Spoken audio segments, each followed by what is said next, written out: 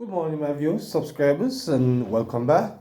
Welcome back to another M&M TV video. And in this morning's video, my viewers, subscribers, Sister Emily have a lot to say about the IC situation. Because in her view, my viewers and subscribers, she figure more or less that the IC desire to destroy the Prime Minister's reputation. Yes, you're going to hear her reasoning on it, my viewers. And I want you to drop your comments in the comment section because I found what Sister Emily Shields here is saying is factual. Because this is a lady who do not hold, she does speak her facts from her legal training. So my viewers, let's go straight into Sister Emily's views on how the IC seeks to destroy the Prime Minister. This was not the reason why the IC was set up, but for some reason I perceive that Mark Golding did outsmart the Prime Minister with IC because they have turned it into a weapon for the Prime Minister. So let's get to it, my viewers, and drop your comments in the comment section. So let's hear from Sister Emily Shields. Wins the legal battle. He stands to lose the political war. And he stands to lose the political war because after a while, people are regrettably not interested in the legal niceties and nuances of the arguments. Prejudice that is done can hardly be undone within the scheme of a highly active political climate. And what has happened with this particular investigation, I happen to believe that the disclosure of information by the Director of Investigation, the Executive Director sending that report to Parliament on the advice of the Commissioners, the disclosure has been so great that no matter what comes after this, win or lose in the court, and more importantly, a win in the court will be of no moment because the damage is done politically. In fact, when I look at the Prime Minister, it appears as if his shine is even coming off. I think it is incorrect. I'd have preferred if the Integrity Commission, having concluded, as it did, 50-odd pages before it went down to paragraph 170-odd, I would have preferred if the Commission said, we are unable to make a finding on this matter of illicit enrichment, and as such, our next course of action is X, which is to involve the Financial Investigation Division in the way it now involves the Financial Investigation Division without the disclosure that it has made.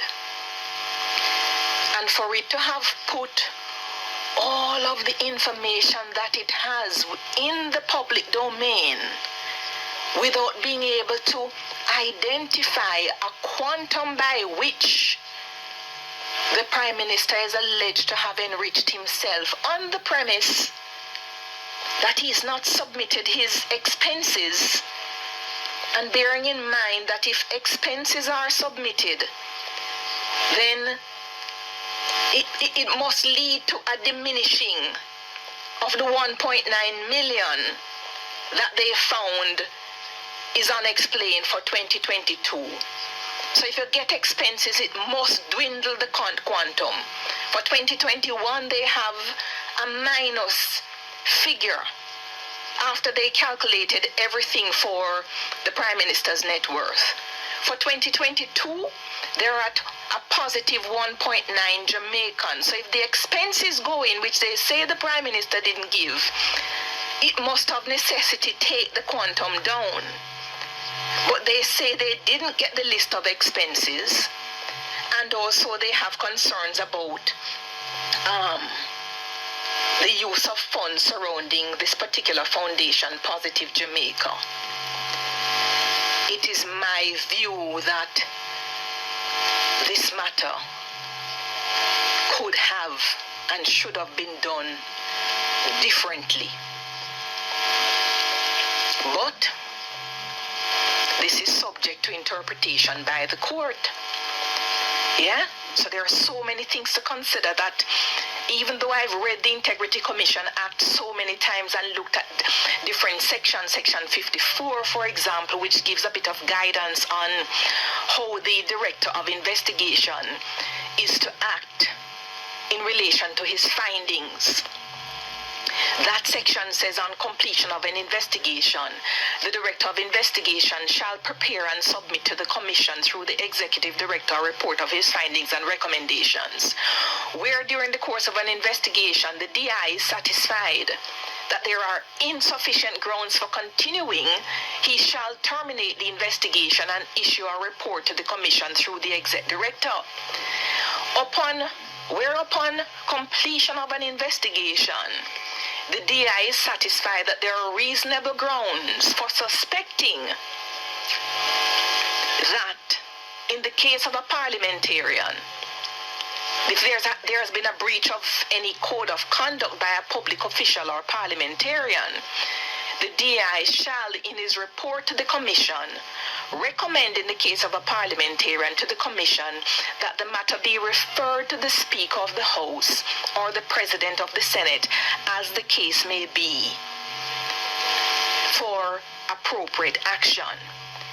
And if the DI is satisfied that there are reasonable grounds for suspecting that an act of corruption or an offense under this act has been committed, the DI shall, in his report, recommend that the matter be referred to the Director of Corruption Prosecution, who may take such reasonable action as may be deemed appropriate. And it seems to me that if you couldn't find illicit enrichment here, and you are of the view that some other corruption activity may have taken place, the law says that you shall refer the matter to Director of Corruption Prosecution. And in this case, it didn't quite happen like this. So we need the court to guide us on whether, under the circumstances where you can engage the authorities so that you know what you set out to know, whether you can, at the end of the investigation, table a report with all of the information that you have put in the public domain and allow things to fester in the way that things are festering. It gives me serious concerns. And on top of that, I remove for the moment the Prime Minister from the scheme of things. I put a judge in the position of the Prime Minister, because judges are treated with a degree of reverence. And if they were ever to do this to a member of the judiciary, to put out information, being able to conclude, they would be roasting with criticisms by the people of Jamaica, and rightly so. But politicians are not treated in ways that other individuals in the society are treated. So I happen to think that politically it is not a good time for Andrew Holness and the Jamaica Labour Party. And the only thing that can change things politically is if the FID comes back within a matter of weeks to say that, having examined the report, it doesn't find that there's anything worthy of an investigation. But if it finds something and it commences an investigation, Andrew Holness is going to have to step away from leadership of the Jamaica Labour Party. He can't even call a snap election, because if he calls the election and the FID is still investigating, then one doesn't know what the outcome of the investigation will be. So for the good name of the country, politically, it doesn't look good. It may be legally a good case, but politically, there's nothing flattering about it. And the PNP realizes that. And they, being the party in waiting, are doing all they can before every sitting of the parliament to get things on the record, because it must be preserved politically that here is a leader of the opposite party who was investigated for illicit enrichment. It's not going to end well. It won't. At least I don't see it now. Yes, my viewers and subscribers, there you have it from the eminent lawyer, Sister Emily Shields. And it's clear that these people set up the Prime Minister to destroy him. Yes? It doesn't matter how well he has performed as a Prime Minister. Their desire and the PNP desires is to bring down the Prime Minister, because Mark Wolin have not won anything in his life. You have to understand that Mark Wolin, the only way he sees his way into office is by destroying